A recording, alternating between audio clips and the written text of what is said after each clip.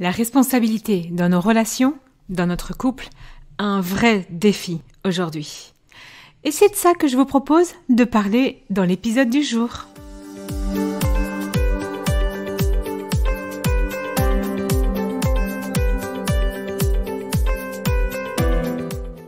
Bienvenue sur le podcast Les chemins du couple. Je suis Céline Domecq, thérapeute spécialisée dans les relations de couple et je suis également la fondatrice du Congrès du couple. Le podcast Les chemins du couple s'adresse à vous que vous soyez un homme ou que vous soyez une femme. Il va vous permettre vraiment de retrouver l'équilibre, la compréhension entre vous et l'autre dans tout ce qui se joue de la relation.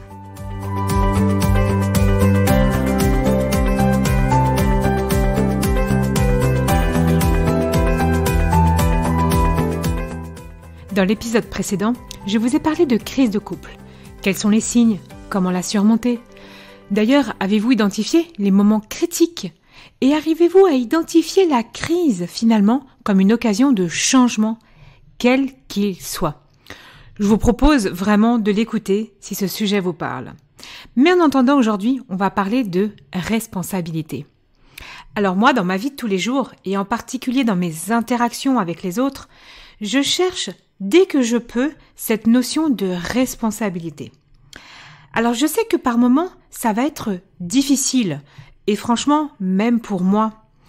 Mais en mettant mon intention, ma réflexion sur cette responsabilité que j'ai avec l'autre, je vois vraiment que mes relations se sont profondément améliorées, et c'est ça que j'ai envie vraiment de vous transmettre aujourd'hui. Alors, je vais vous donner un exemple qui s'est passé il y a pas très longtemps, puisque mon beau-fils est arrivé pour vivre avec nous à temps plein. Alors, je sentais vraiment des tensions par moment pour lesquelles j'arrivais pas à identifier, malgré tout le travail que j'ai fait, malgré les accompagnements que j'ai eus. Il y a quelque chose qui n'était pas palpable, que je n'arrivais pas à identifier. Et d'ailleurs, je sentais que je me mettais en colère. J'ai mis des semaines, vraiment, à comprendre. Parce que c'est ça aussi, le travail sur soi, le couple, l'interaction avec les relations avec l'autre. C'est aussi de ne pas chercher à vouloir une réponse dans l'immédiat. Il y a des fois, ça nous saute aux yeux après des jours ou des semaines de réflexion. Donc, on s'embête pas avec ça. On identifie là un petit peu. Et donc, moi, j'ai mis en lumière vraiment qu'en fait, j'avais des attentes très hautes, très forte envers lui. Et c'est cette attente qui créait cette tension entre nous. Alors cette tension, elle n'était pas là tout le temps, mais en fait, elle était là quand moi j'étais en mode attente. Vraiment, il y avait vraiment quelque chose que j'attendais de sa part. Et c'est là où j'ai juste pris ma responsabilité d'aller voir ce qu'il se passait, mais surtout de mon côté. Waouh, elle est là ma responsabilité. C'est que c'est pas lui qui doit gérer mes attentes. C'est bien moi qui dois aller identifier mes attentes, mettre les mots dessus et aller prendre ma responsabilité face à ça pour générer une autre relation avec lui que celle de l'attente. Et en fait, cet exemple-là, moi, en fait, je m'aperçois que j'ai beaucoup d'attentes envers moi. Et donc, forcément, j'ai beaucoup d'attentes envers les autres, et notamment ceux qui me sont proches, comme mon conjoint, comme mes enfants. Et en fait, c'est ça que je prends, c'est ça que j'observe. Et là, toute ma responsabilité est là.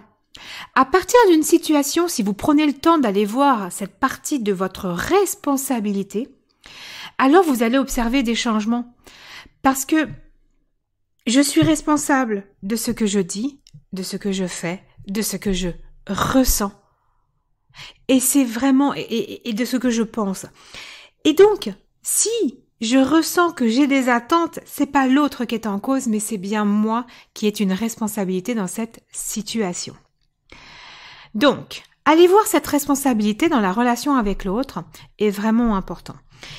Tout en sachant qu'il faut garder une saine responsabilité qui est de ne pas porter la responsabilité des actes de l'autre, des pensées de l'autre, de ce que ressent l'autre dans cette situation. l'autre en face de vous va tout simplement être responsable de ses actes, de ses pensées, de ses ressentis et de ses paroles. Donc, cette responsabilité, quand on va prendre le temps de l'identifier, et j'ai envie de vous dire que par moments, ça va être instantané. Là, vraiment, vous trouvez le truc. Ah ouais, non mais là, c'est ça qui se passe. Et il y a des fois, ça va être plus compliqué. Vous savez quoi? C'est ok en fait. Il faut pas chercher à tout prix la responsabilité non plus dans tout. Quand je vous parle de responsabilité, c'est se mettre une pression, à vouloir absolument donner une explication dans quoi je suis. Waouh, c'est pas ça que je dis. Mais l'idée, c'est d'aller vraiment revenir à cette intention de départ que quand je suis en relation avec quelqu'un d'autre, je reste responsable de mes actes, de mes paroles, de mes pensées et de ce que je dis. Et surtout, je ne prends pas la responsabilité de l'autre. C'est pour ça que dans les relations de couple, que je trouve vraiment passionnantes, dès que j'accueille un nouveau couple en thérapie ou une nouvelle personne qui se pose des questions dans la relation même avec ses parents, avec ses frères et sœurs, avec ses amis, c'est ça vraiment qui est magnifique, c'est d'aller observer qu'il y a vraiment plein de nuances, beaucoup de facettes et en fait finalement tellement de responsabilités à avoir et tellement de culpabilité à se défaire. Alors justement on va en parler un petit peu parce que culpabilité, responsabilité, ça se mixe souvent ensemble et ça fait un amalgame assez terrible. Donc ce qui est important, c'est que se sentir coupable de ce que votre mari ou votre femme ressent, c'est une culpabilité qui n'est pas saine. Parce que vous n'avez pas fait de faute. Vous avez une action, cette action a des conséquences, pour vous, bien évidemment, mais après, comment vous n'êtes pas responsable de ce que va faire l'autre, réagir, penser de cette situation. Et donc, je prends un exemple, par exemple, c'est que, on va prendre un exemple, vous faites le choix de rentrer tard ce soir. Et vous ne prévenez pas, donc vous travaillez, vous ne prévenez pas votre compagne que vous rentrez tard. Ok. Là, dans votre responsabilité de ne pas avoir prévenu, vous allez devoir être responsable des conséquences qu'il pourra y avoir. Donc par exemple, elle s'est tellement inquiétée qu'elle a appelé la police parce qu'elle n'arrivait pas à vous joindre. C'est une conséquence, tout simplement. Par contre, vous n'allez pas être responsable de tout ce qui s'est passé pour elle, dans tout ce ressenti, puisque si vous avez une femme X, elle va par exemple se sentir totalement en insécurité, totalement inquiète, dans des peurs. Mais il y en a une autre qui va totalement agir différemment. Et là, on ne peut pas se sentir coupable finalement de la réaction. On peut se sentir coupable par contre juste de « Waouh, moi dans mes actes, je n'ai pas rassuré ou j'aurais pu envoyer un message. » Et c'est là la culpabilité malsaine qui est portée, celle de prendre la responsabilité de ce que l'autre ressent, avec juste la saine culpabilité qui est « Waouh, bah, si j'envoie pas un message, en effet, il y aura des conséquences et donc je peux faire le choix de le faire. » C'est vraiment important pour vous que vous puissiez vraiment distinguer ça. Et c'est pas forcément très simple, mais ça chemine toujours un petit peu quand on prend juste un petit peu de recul avec « je ne suis pas responsable des actes, des paroles, des pensées et de ce que ressent l'autre ». C'est vraiment ça. Donc, ne pas prévenir, c'est vraiment la responsabilité qui va être mise en route. C'est vraiment ça. Et donc forcément, je pourrais m'attendre quand même à avoir une femme qui râle. Ça va être une des conséquences. Ou qui va être super triste et qui va pleurer tellement qu'elle s'est inquiétée. C'est une des conséquences. Je reprends ma responsabilité par rapport à ça, par rapport à mon acte. Mais je ne prends pas la responsabilité de ce que l'autre ressent. C'est de son état interne. Ça, c'est vraiment important.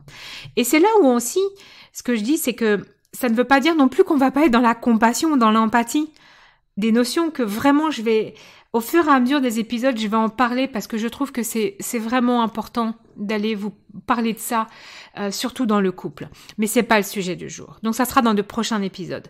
D'ailleurs, dans un prochain épisode aussi, je parlerai de la culpabilité, comment elle a tendance à polluer aussi cette notion de couple. Mais aujourd'hui, on reste un petit peu sur la responsabilité. Donc, la responsabilité dans le couple, c'est vraiment ce qui va vous aider en plus à aller dépasser certaines situations compliquées, certaines crises. Je vais prendre un autre exemple. Si vous êtes fatigué et qu'à cause de cette fatigue, vous râlez, vous êtes de mauvaise humeur quand vous rentrez à la maison et que votre mari subit ça. Je vais prendre vraiment cet exemple-là. Je suis vraiment pleinement responsable de polluer, de rentrer avec cette énergie dans la maison, de vouloir faire la gueule, de râler, d'envoyer chier d'ailleurs l'autre. Je suis responsable. C'est pas mon mari qui est à la maison qui est responsable de cette attitude-là. C'est vraiment moi à l'intérieur. Par contre, mon mari en face, qui reçoit tout ça, il va avoir aussi une magnifique responsabilité. Et souvent, ça dérange, mais pourtant, c'est la clé de sortie. C'est-à-dire que, me voyant dans cet état-là, il peut avoir plusieurs réactions et donc il va prendre sa responsabilité d'avoir plusieurs réactions. Une, ça va être de nourrir le jeu. Ah, tu vois, t'es toujours désagréable, alors c'est bon, moi j'en ai marre, je vais aller voir mes copains, et voilà, il rentre là-dedans. C'est sa responsabilité. Mais il peut avoir aussi une autre responsabilité en face de cette mauvaise humeur, c'est de vous regarder et tout simplement de rester. Si lui était dans cette bonne humeur, il peut aussi choisir de rester dans cette bonne humeur, même quand vous êtes en train de le pourrir. Et il peut vous regarder et vous dire, ou vous, si vous êtes dans cette situation à l'inverse, en disant, tu sais quoi, t'es de mauvaise humeur, ok, super, tu vas passer ta soirée de mauvaise humeur si t'as envie de continuer. Moi, par contre, j'ai pas envie. Je vais être de bonne humeur, je vais chanter, je vais mettre de la musique, je vais danser. J'ai envie de mettre ça à l'intérieur de la maison et de mon couple. Et donc, il est responsable aussi, finalement, ou si vous êtes dans cette situation, de rentrer dans le jeu de l'autre ou pas. Alors, c'est pas un jeu, mais c'est un jeu de relation, mais on peut vraiment aussi, quand l'autre en face est de mauvaise humeur ou vraiment fatigué, boude ou quoi que ce soit, de ne pas les nourrir, ça. Mais si moi, donc, j'ai envie d'être de bonne humeur, je peux être totalement responsable, malgré l'attitude de l'autre, de ce que j'ai envie de faire ce soir. Et c'est ça que j'ai envie de vous donner. Parce qu'en fait, quand on reste dans juste ce qu'on a envie d'être ce soir, là, dans mon couple, quand je prends la responsabilité de vraiment ce que je veux mettre comme énergie, je mets un cercle vertueux dans la relation. Ce n'est pas parce que il ou elle est de mauvaise humeur que je ne vais pas aller vers lui. Je peux aller vers lui. Tu m'envoies chier, ok. Tu sais quoi, je t'aime quand même. En général, vous savez, les prises de conscience sont juste énormes en face. Ou alors, il va continuer, mais il y a un moment donné, il va y avoir des remises en question qui va se faire.